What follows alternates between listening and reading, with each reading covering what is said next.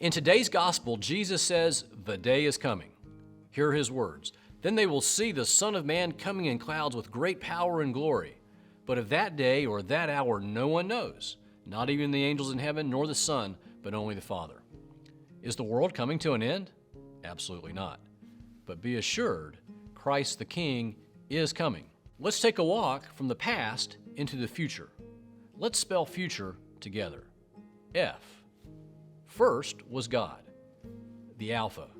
Before anything else was, God was. God always has been.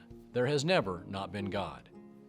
U is for uttered. God uttered creation into existence. God spoke the world into existence. He said, "Let there be light," and there was light. He said, "Let the waters be gathered together in one place, and let there be dry land. Let us make mankind in our own image." God made the heavens and the earth simply by speaking. God made Adam and Eve. He uttered them into existence, and he said, "Do not eat of the tree of knowledge of good and evil, and you will be with me forever." But rather than listening to God, Adam and Eve listened to the serpent. So Adam and Eve ate.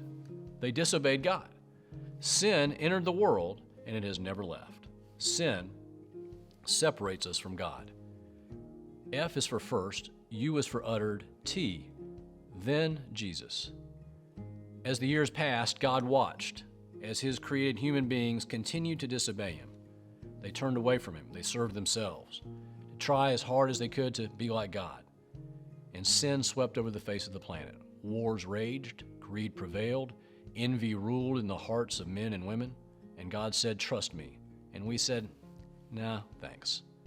So God was faced with a choice: destroy the ungrateful humans, those he had made to be free, who had exercised their freedom to turn away from him rather than to love him, or give them a chance.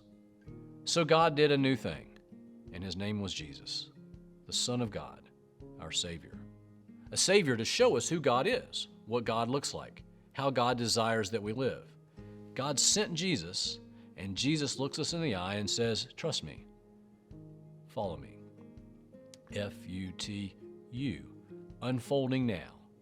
Jesus offers us a choice, like Mary, to say yes to him, to choose life with God, or to turn away and to choose death, to live with our minds on earthly things, or with our citizenship in heaven.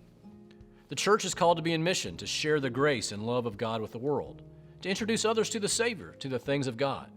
Just as Jesus has led you home, he invites you and me to share that same good news. So you and I live between the times, between when Jesus came and when he will return, when he will come and judge the world and bring it all to completion. Because again, rest assured, Jesus is coming back. To you and me, 2,000 years seems like a lot. But in eternity, 2,000 years is about the amount of time it takes to switch off a light. For the church and Christians, we live between the times. We're here, but our citizenship is in heaven. Now is the time of good news. Now is the time of invitation to say yes to Jesus, to say yes to life, to say yes to God. F-U-T-U-R. R is for resurrection completion. We say it in the Creed. He ascended into heaven and is seated at the right hand of God the Father Almighty. From there he will come to judge the living and the dead. From there he will come. He will come again. These things will pass away, but Jesus will bring a whole new order, a whole new life. God's kingdom is only just beginning. Jesus will come. He'll come down the stairway from heaven, jangling the keys to the kingdom, saying, "Boys and girls, it's closing time."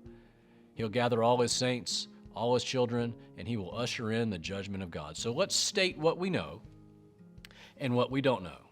Here's what we know. Jesus will come again and gather his saints. God's grand plan is for his creation, a fulfillment, a completion, a consummation of all creation. It'll happen right here. Jesus will return here. I saw a new heaven and a new earth coming down out of heaven from God, for all who trust him. Who's this for? For all who call him Lord. Here's what we don't know. We have no idea how this is going to happen. It's beyond our comprehension. We're merely human beings. God is God and his ways are beyond us. We simply know he holds creation in his hands and he will complete it when he sees fit and how he sees fit. The gospel today makes it clear. It's not for us to know. It's God's business. But Christians, somehow, and people, we've been obsessed with when's the world going to end? You remember Y2K? Or all the way back in the 2nd century, there was a guy named Montanus who started a movement of Christians, but all thinking the world's about to end. We all get obsessed about that, and we've all been wrong. Duh. Because E is for eternity. The world is God's, and God is eternal. He has no beginning. He has no end. God's plan will unfold in God's time. He'll bring all this to completion, and those who love him will share in it. God will heal and bring all things unto himself. A new heaven, a new Jerusalem. Wickedness and sin will be no more. There will be no more crying, no more dying, no more mourning. Many things we cannot know, but this we do know. Those who love and trust him will be a part of that plan. Is the world coming to an end? No, it's only just beginning. And with Jesus and his church, you will be a part of it too.